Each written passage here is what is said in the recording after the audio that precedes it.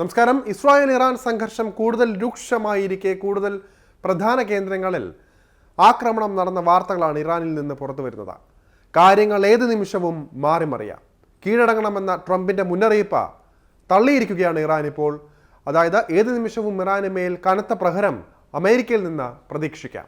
ഇതിന് പിന്നാലെ ശക്തമായി ഇസ്രായേൽ ഇറാനെ ആക്രമിക്കുകയാണ്. യുദ്ധം തുടങ്ങിയെന്ന ഖമേനി തന്നെ പരസ്യമായി പറഞ്ഞ് രംഗത്ത് വന്നിരിക്കുകയാണ്. വാളേന്തിയ ഒരു പോരാളിയുടെ ചിത്രം പോസ്റ്റ് ചെയ്താണ് ഖമേനി യുദ്ധപ്രഖ്യാപനം നടത്തിയിരിക്കുന്നത്.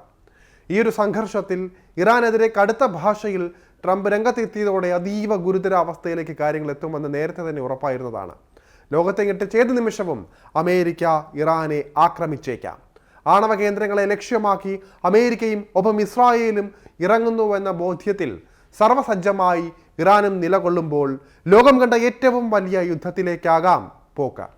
സമാധാന ചർച്ചകളോ വെടിനിർത്തൽ അഭ്യർത്ഥനയോ അമേരിക്കയുടെ ഭാഗത്തു നിന്ന് ഇനി പ്രതീക്ഷിക്കേണ്ട എന്ന് വ്യക്തമാക്കി കഴിഞ്ഞു ട്രംപ്. അമേരിക്കൻ പ്രസിഡന്റ് ഔദ്യോഗിക ജീവിതത്തിലെ ഏറ്റവും നിർണായകമായ തീരുമാനമെടുത്തതായാണ് വിദേശ മാധ്യമങ്ങളടക്കം ഇപ്പോൾ റിപ്പോർട്ട് ചെയ്തുകൊണ്ടിരിക്കുന്നത്. ഇതൊരു സൂചന കൂടിയായിട്ട് വേണം കണക്കാക്കാൻ. സുപ്രധാന നീക്കങ്ങൾ ചർച്ച ചെയ്യാനായി വൈറ്റ് ഹൗസിലെ സിറ്റുവേഷൻ റൂമിൽ നടന്ന യോഗം മണിക്കൂറുകളോളം നീണ്ടു നിന്നിരുന്നു എന്നും അറിയുന്നുണ്ട്. ഇന്ത്യൻ മഹാസമുദ്രത്തിലെ ഡിയാഗോ ഗാർഷിയയിലെ സൈനിക താവളത്തിൽ 4 അണുബോംബുകളും ആക്രമണത്തിന് സജ്ജമാക്കിയതായിട്ടാണ് റിപ്പോർട്ടുകൾ. അതേസമയം ഉന്നതതല യോഗത്തിന് ശേഷമുള്ള ട്രംപിന്റെ മൗനവും ചർച്ചയാകപ്പെട്ടു കഴിഞ്ഞു.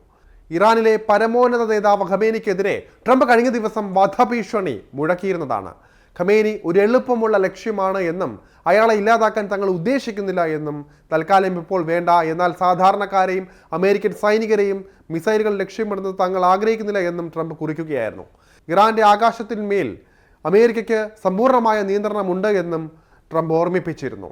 ഇതിന് പിന്നാലെയാണ് വലിയ ആക്രമണം ഇറാന് മേൽ നടന്നുകൊണ്ടിരിക്കുന്നത്. ഇസ്രായേലാണ് മിസൈലുകളടക്കം തൊടുത്തു വിട്ടുകൊണ്ടിരിക്കുന്നത്. ഇനി ഇതിൽ അമേരിക്ക ഭാഗമാകുമോ എന്നാണ് കണ്ടറിയേണ്ടത്. ഇപ്പോൾ മറുവശത്ത് നിന്ന് ഖമേനി ശക്തമായ യുദ്ധപ്രഖ്യാപനം പോർവിളി തന്നെ നടത്തിയിരിക്കുകയാണ്. അതുകൊണ്ട് തന്നെയാണ് വരും മണിക്കൂറുകൾ നിർണായകമാകുന്നത്.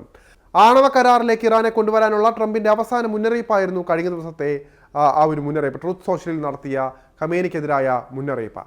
ഇതിനെ അവഗണിച്ച് അമേരിക്കയ്ക്കെതിരെ ഖമേനി രൂക്ഷ ഭാഷയിൽ തന്നെ തിരിച്ചടിച്ചതോടെയാണ് കടുത്ത നടപടികളിലേക്ക് അമേരിക്ക കടക്കുന്നത് എന്നറിയുന്നത്.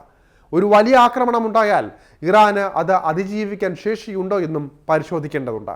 വ്യോമാക്രമണമായിരിക്കും ഇറാനെതിരെ ഇസ്രായേലും അമേരിക്കയും ആദ്യം കൈക്കൊള്ളുക.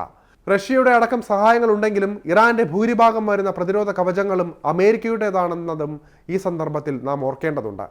ഇറാന് നല്ല സ്കൈ ട്രാക്കറുകളും മറ്റു പ്രതിരോധ ഉപകരണങ്ങളും ധാരാളമായി ഉണ്ടായിരുന്നു. എന്നാൽ അത് അമേരിക്ക നിർമ്മിച്ചതും രൂപകൽപ്പന ചെയ്തതും ഉൽപ്പാദിച്ചതുമായ ഉപകരണങ്ങളുമായി കിടപിടിക്കില്ല എന്നും ട്രംപ് ഓർമ്മിപ്പിച്ചത് ഇതിൻ്റെ അടിസ്ഥാനത്തിലാണ്.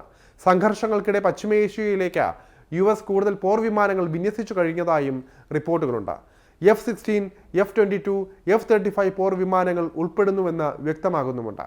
ആണവായുധങ്ങളോ മറ്റ് കൃത്യതയുള്ള ബോംബുകളോ വഹിക്കാൻ കഴിയുന്ന B-52 വിമാനങ്ങൾ തിങ്കളാഴ്ച ഡീഗോ ഗാർഷിയയിലെ സൈനിക താവളത്തിലെത്തിയിരുന്നു.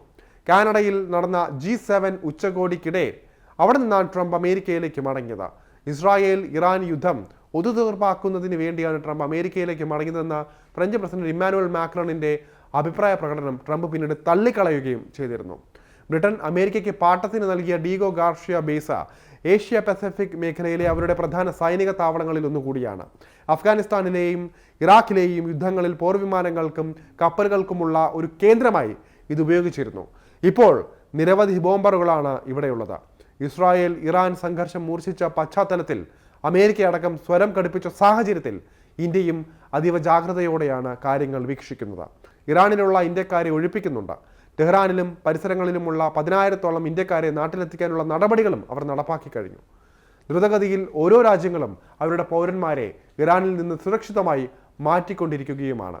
എന്തും സംഭവിക്കാമെന്ന നിഗമനത്തിൽ തന്നെയാണ് ഈ നടപടികളെല്ലാം തന്നെ നടന്നുകൊണ്ടിരിക്കുന്നത്.